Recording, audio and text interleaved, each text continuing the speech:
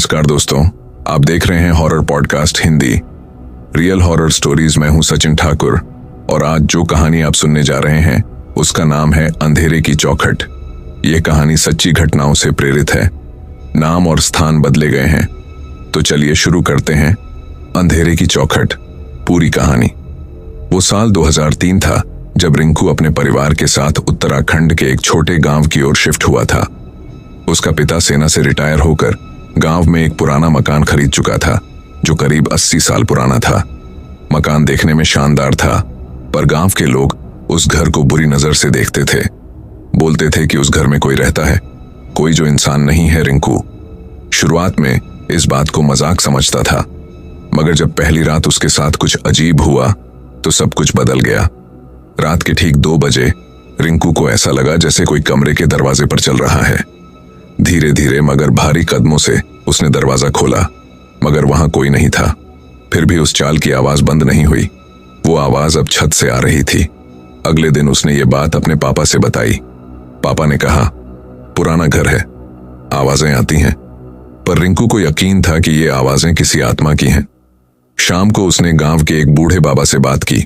बाबा ने कहा, बेटा, ये जो मकान है ना, इसकी दहलीज के नीचे किसी की लाश दबी हुई है जिसकी आत्मा आज तक मुक्ति नहीं पाई है। रिंकू को रात में नींद नहीं आई। आवाजें तेज हो गई थीं और अब तो कभी कभी दरवाजे पर कोई दस्तक भी देने लगा था। रिंकू ने हिम्मत करके एक रात दरवाजा खोल दिया। सामने कोई नहीं था, पर जमीन पर गीली मिट्टी के निशान थे, जैसे कोई नंगे पांव आया हो। फिर एक रात रिंकू की बहन रुचि की तबीयत अचानक खराब हो गई। वो कुछ बोल नहीं रही थी, सिर्फ अजीब सी हरकतें कर रही थी। उसकी आंखें लाल थीं और वो बार बार कह रही थी, ये मेरा घर है, तुम सब बाहर जाओ। बाबा को बुलाया गया। बाबा ने तांत्रिक विधि से पूजा की। रुचि ने जोर से चीखा। बाबा बोले, ये आत्मा यहीं रहती है, चौखट के नीचे ये हर नए आने वाले से नफरत करती है।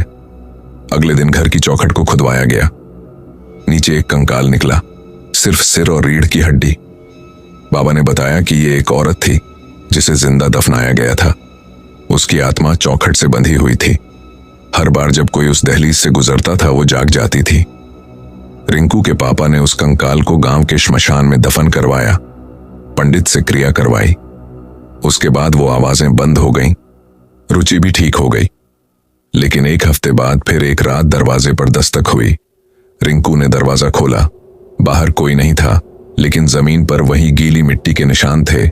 उसने पीछे मुड़कर देखा। चौखट के पास दीवार पर कुछ लिखा था, मैं फिर आऊंगी। आप देख रहे the horror podcast Hindi real horror stories. ऐसी ही और कहानी देखने के लिए चैनल को सब्सक्राइब कर दो और वीडियो को लाइक भी कर दिया करो। ये दोनों ही बिल्कुल फ्री है। आपको कोई पैसे नहीं देने पर आपके एक लाइक से हमें मोटिवेशन मिलता है, और हो सके तो शेयर भी कर दिया करो अपने दोस्तों को।